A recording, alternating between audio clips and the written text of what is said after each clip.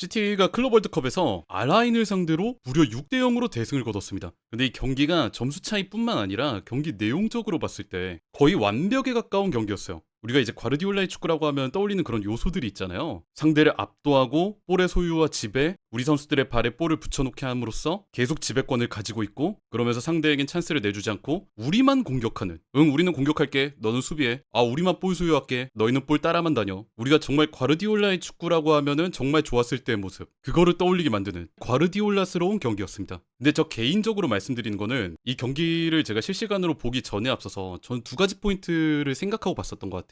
하나는 펩이 내려서는 팀을 상대로 여전히 위력적인 시스템을 보여줄 수 있느냐. 아시다시피 이제 맨시티라고 하면은 상대하는 팀들이 대부분 내려서잖아요. 최대한 수비를 하면서 과르디올라가 정말 싫어하는 그 요소, 역습을 노리는 경우가 정말 많은데, 과르디올라의 시티가 좋았을 때랑 좀 컨디션이 좋지 않았을 때, 이 두 시기의 가장 큰 차이점이 내려서는 팀을 상대로 얼마나 압도할 수 있느냐 없느냐의 차이였거든요. 그래서 지금 25-26 시즌을 앞둔 지금 그 시스템이 어떻게 운용될 수 있을까, 그거를 위주로 먼저 봤고요. 그리고 또 하나는 새로 영입된 선수들이 이 압도하는 시스템에 얼마나 도움을 줄 수 있을까, 이 두 개를 위주로 경기를 봤습니다. 이거를 체크하기 좋은 경기였던 게, 실제로 아라인이 백파이브로 내려섰어요. 시티가 맨날 맞닥뜨리는, 상대가 10백에 가깝게 내려서는데 그걸 뚫어내야 되는 축구, 이거를 체크하기에 적절한 상대였다는 얘기죠. 그래서 이번 경기는 맨시티의 다음 시즌 10백 공략 능력을 체크해볼 수 있는 시험대에 가까운 경기였다. 시즌을 앞두고 과르디올라의 목표는 명확합니다. 아시겠지만 지난 시즌에 시티가 어려운 시기가 분명히 있었잖아요. 주요 여러 선수들의 부상과 거기다가 그거를 메꿔줄 수 있는 선수단 뎁스의 문제, 우리가 소위 얘기하는 그런 스몰 스쿼드의 어려움이 겹치면서 분명 어려운 순간들이 있었는데, 어쨌든 그 시즌은 끝났고요. 다가오는 25-26 시즌에 맞춰서 그 부족했던 공격력을 끌어올리겠다.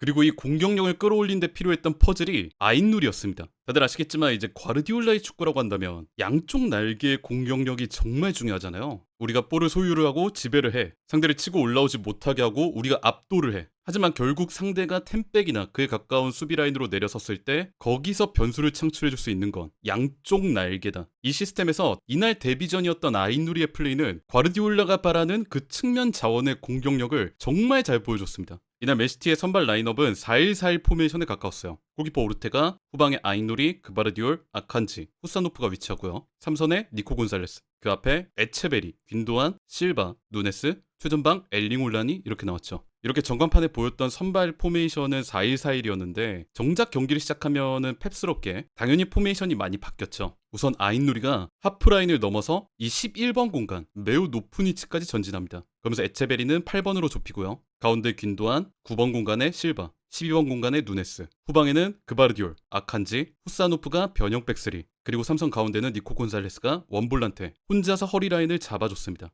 그러면서 이날 과르디올라가 준비한 시스템은 3-1-6 시스템에 가까웠어요. 상대가 백파이브로 내려서기 때문에 그거를 뚫기 위해서 전방 공간에 최대한 많은 선수를 배치하는, 가운데 원볼란트의 불안함은 니코 곤살레스의 개인 능력, 아니면 위에 있던 균도안이 부분적으로 아래로 내려와서 일시적인 투볼란테, 이렇게 유동적으로 시스템을 쓰면서 커버했죠. 이 포메이션에서 재밌는 거는 이 아인누리의 위치입니다. 보통은 사이드백을 공격적으로 쓴다고 할 때 아무리 그래도 완전히 올려보내면서 빌드업에서 배제시키진 않거든요. 하지만 이날 과르디올라는 아인누리를 완전히 11번 공간까지 올리면서 팀의 볼 소유, 후방 빌드업, 이 소유와 관련된 플레이에서 깔끔하게 배제를 시켰습니다. 그러면서 최대한 위로 올라가게 만들었어요. 예를 들면 이런 식으로 말이죠. 시티의 빌드업 상황인데 그바르디올, 아칸지, 후사노프가 아까 말씀드린 것처럼 변형 백스리를 이루고 있고요. 여기에 위에 있던 니코 곤살레스가 아래로 내려와서 부분적으로 후방 빌드업을 도와줍니다. 그래서 대부분의 빌드업 상황, 볼 소유에 관련된 플레이들은 이 4명이 알아서 하는 경우들이 많았고요. 여기에 추가로 위에 있던 균도안 정도가 내려와서 플레이에 관여를 해주는 정도에 그쳤죠. 보시면 이 왼쪽 측면, 이 아인누리는 아예 이 빌드업에서 배제된 채 정말 높은 공간에 올라가 있는 걸 확인할 수 있습니다. 이 위치는 사이드백이라기보다는 이선 자원들과 동일한 위치, 그냥 윙어였어요.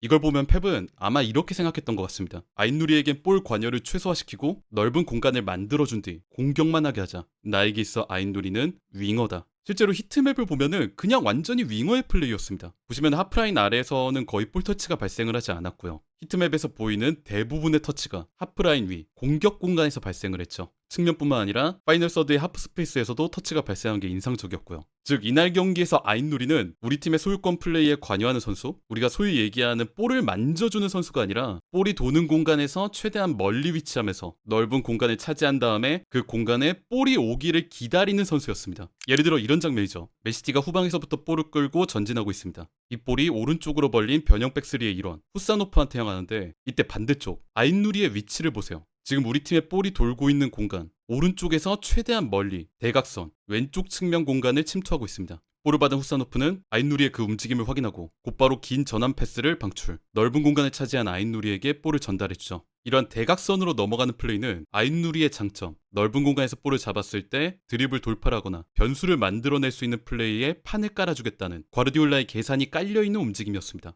그러면 과르디올라는 이런 긴 전환 패스 말고도 아인누리에게 어떤 식으로 공간을 만들어주려고 했을까요? 과르디올라는 왼쪽 측면에 위치한 아인누리를 최대한 벌려지게, 그리고 우리 볼이 도는 공간에서 최대한 멀리 있는 곳에 위치를 시키고 그 다음에 나머지 선수들을 중앙 채널에 많이 모여들게 만들었습니다. 그러다 보니까 아라인의 선수들이 중앙 밀집형으로 수비 라인이 모여들 수밖에 없게 됐죠. 그러면서 양날개, 왼쪽에 아인누리, 오른쪽에 누네스. 공교롭게도 이제 둘 다 울버햄튼 출신, 양쪽 날개들이 넓은 공간을 얻게 됐습니다. 그게 어떻게 작동을 할까요? 아까 보여드렸던 이 316 시스템으로 다시 돌아와서 설명을 드리자면 우선 바깥에 있던 에체베리가 대각선, 안쪽으로 더 좁힙니다. 그리고 실바 역시도 가운데 중원 가까운 공간으로 좁혀요. 후방의 백스리는 그걸 받쳐주고요. 그리고 여기에 더해서 니코 곤살레스 역시 공격대는 이 10번 공간에서 활동합니다. 그러면 이렇게 중앙 채널에 많은 선수들이 모여들면서 상대가 이거를 견제하기 위해 중앙 채널로 밀집될 수밖에 없죠. 그 결과 11번 공간에 위치한 아인누리, 12번 공간에 위치한 누네스가 넓은 공간을 얻게 됐습니다. 실제 경기 장면으로 보면 이래요. 후방의 변형 백스리가 뒤를 받쳐주고 그마저도 살짝 안으로 좁혀 있어요. 다른 이선 자원들도 안으로 들어오면서 중앙 채널의 과부하를 일으키고 있죠. 그러면서 딱 봐도 명확하게 이 가운데 공간에 모든 선수들이 모여 있습니다.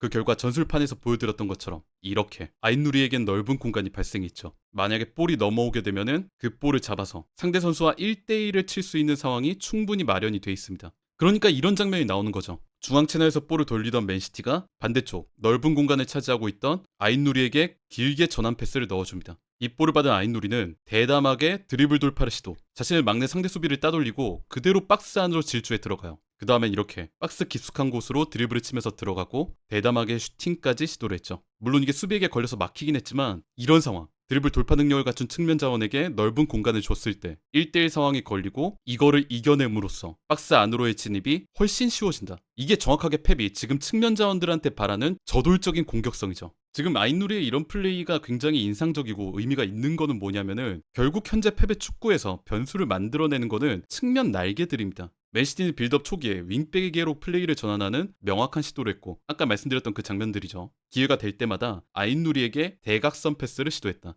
아까 후사노프가 반대쪽 측면에 있는 아인누리에게 전환한 거, 이런 그림들. 아인누리의 드리블은 예측하기가 매우 어려웠으므로 시티의 공격에 새로운 차원을 더했다. 우리가 잊지 말아야 될 건 또 지금 아인누리의 플레이가 이번이 첫 데뷔전이라는 거예요. 첫 경기에서 이 정도의 플레이를 보여줬는데 앞으로 시티 동료들, 뭐 뒤에서 받쳐주는 그바르디올이라든지 아니면 가까이 붙어주는 뭐 귄도안이라든지, 그리고 자기가 크로스를 올리거나 컷백을 넣어줬을 때 앞에서 그거를 기다리고 받아줘야 되는 엘링 홀란이라든지 이런 선수들과의 호흡만 제대로 맞는다면은 측면을 해결사로 활용하는 과르디올라에겐 상대의 수비 라인을 흔들고 그거를 넘어서 앞쪽에 있는 엘링 홀란에게 좋은 서포터가 되는 좋은 공격 옵션 중 하나가 될 것 같습니다. 어쨌든 아인누리가 데뷔전에서 정말 인상적인 플레이를 보여줬는데 앞으로 시티에서 어떤 활약을 보여줄지 우리가 좀 주목해서 지켜봐야 될 것 같아요.